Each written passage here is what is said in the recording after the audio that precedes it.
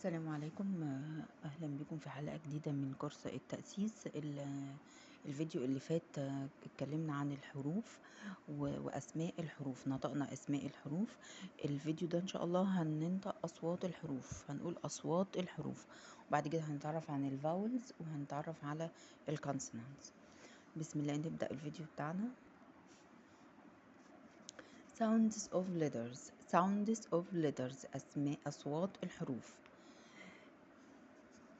اول حرف عندنا هو حرف ال A. حرف ال A بيديني sound A makes sound A and B makes sound B B K makes two sound K cat circle D makes sound D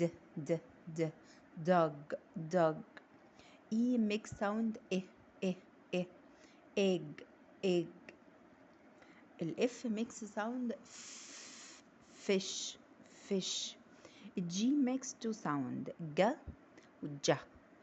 girl J giraffe ال H makes sound horse ال I makes sound ink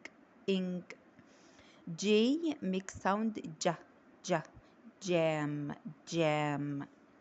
K makes sound kite L makes sound lion نكمل M makes sound monkey N makes sound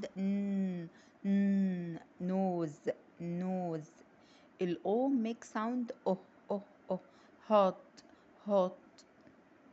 ال P makes sound pen ال Q معاها اليو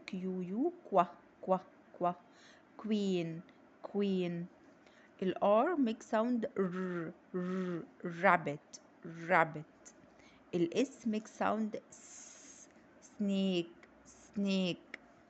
ال T makes sound turtle ال U makes sound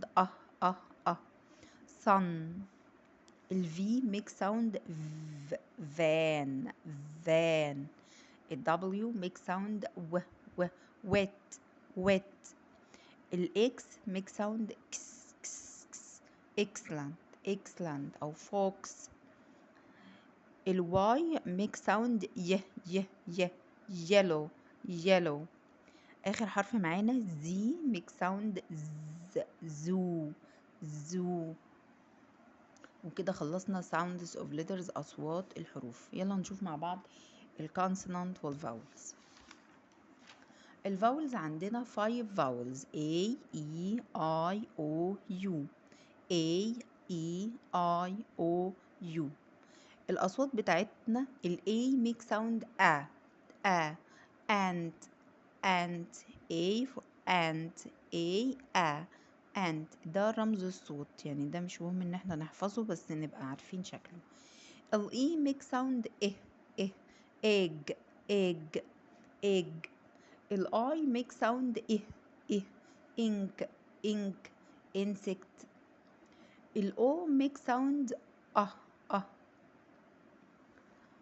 ال O make sound pot ال U make sound sun الكونسونانتس بتاعتنا اللي هي الحروف الساكنة. الحروف عندي vowels consonants ب ك د ف ج ه ج ك ل م ب ق ر س ت v و كس ي